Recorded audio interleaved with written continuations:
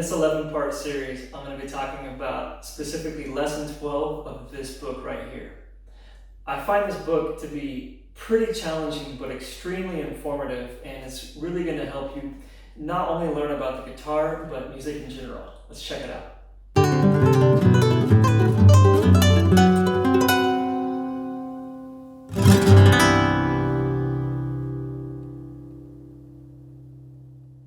How's it going, everybody? It's been quite a while since I've made a video, but I'm back and I want to talk a little bit about this book I've gotten into. It's the Pat Metheny Guitar Etudes. There is a really cool, well, at least to me, cool video of Pat playing in, I think, Italy.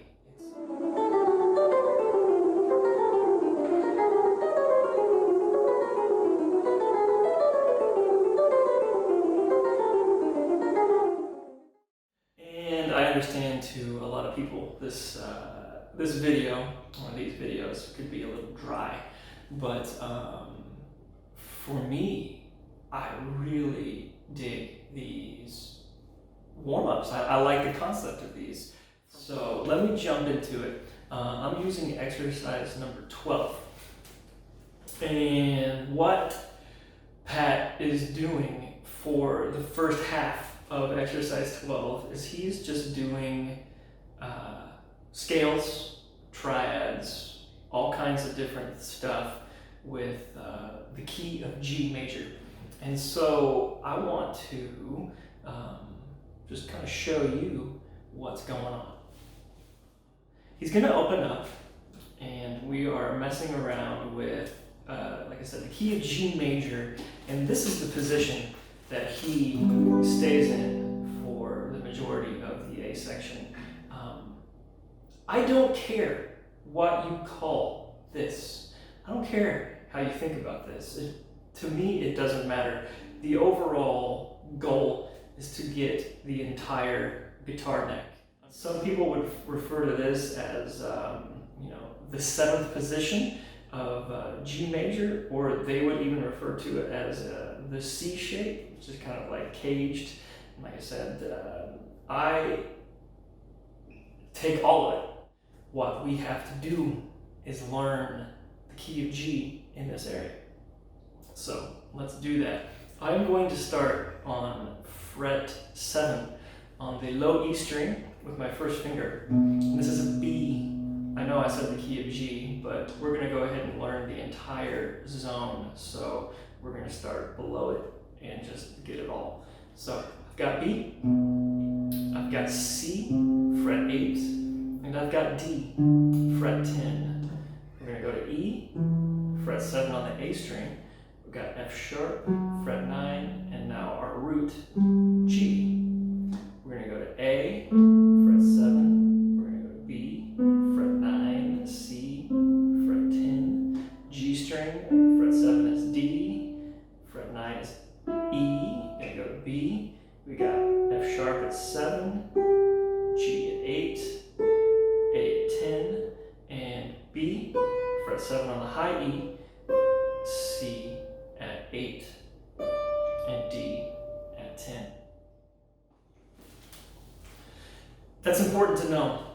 And like I said, for a lot of people this is going to be fairly dry, but it's really important because I think what Pat does with these major scales, this basic stuff, is he makes it extremely musical. He makes it beautiful, and he makes major scales kind of sing, if you will. So the concept of the first portion of his exercise is going to be descending 1, 2, 3, 4, 5, 6, 7, 8, a full octave. So he's going to start with D, and he's going to use his pinky finger. I'm guessing it's not notated, but it makes sense. And he's going to come down a full octave from a high D to a lower D.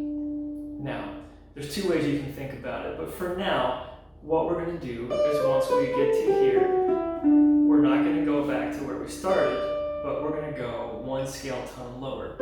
In this case, it's going to be C. So we're going to go all the way down in the octave, and then we're going to jump that's C. And we're going to simply bring that down an octave. We're not going to go back to C, but we're going to go down to B. And we're going to go to A. We're going to go to G. And we're going to go to F sharp.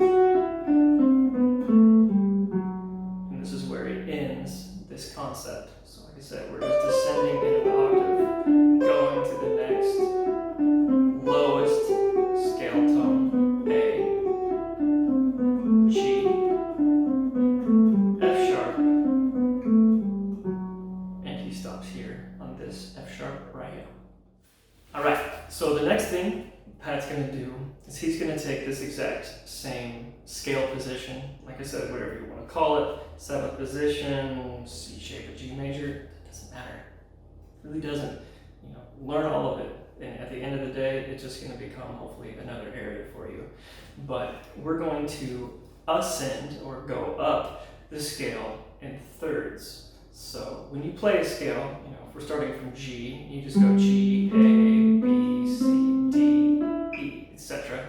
A third is when you go not directly to the second tone, which is G to A, but you go to the third tone, G, A, B. And Pat does this all the time in this book. And it makes things sound really good. So what he's doing is he's not starting on G, he's starting on F sharp.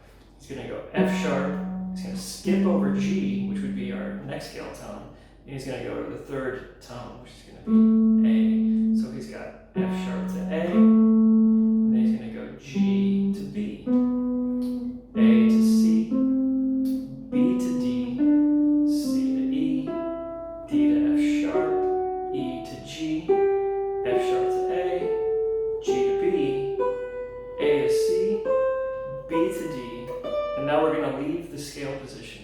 We're going to ascend on the high E, C to E, D to F sharp, E to G, and stopping on F sharp. We need to get to know this scale shape as best we can, but we're also going to leave it for a second. So I'm just going to go ahead and touch quickly on what we have on the high E. We have a B, it's fret 7. We've got a C at fret 8, D at fret 10, E at fret 12, F sharp at fret 14, G at fret 15, and he's going to go ahead and play an A, which is going to be fret 17. All right, so for our final portion of letter A, exercise 12, we are going to descend in groups of 4s. So we're going to start here on this F sharp at fret 14, and we're going to go F sharp up to A, down to G, and back to F sharp.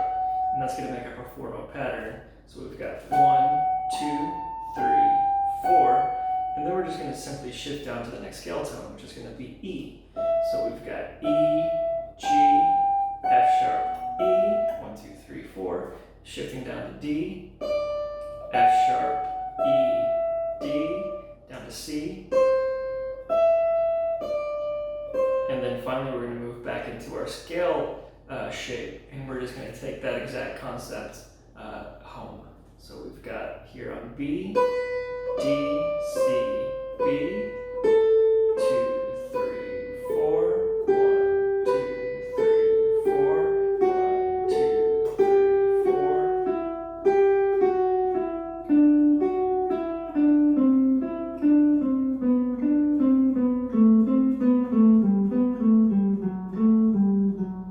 And he ends on E natural.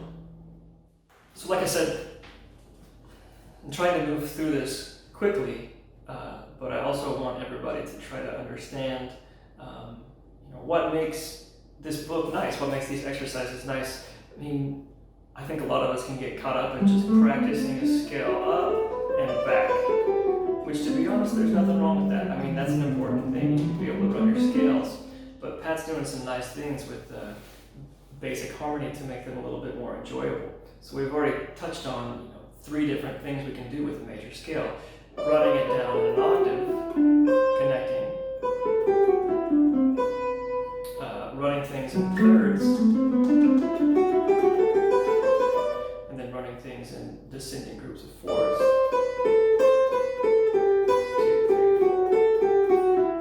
2, 3, 4, etc., etc.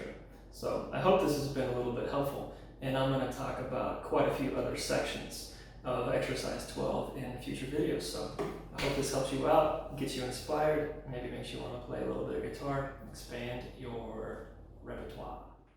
If you found this video helpful in any way, give me a like, subscribe to me on YouTube, follow me on Instagram, or all three. Thanks a lot. This is Michael McClintock Music.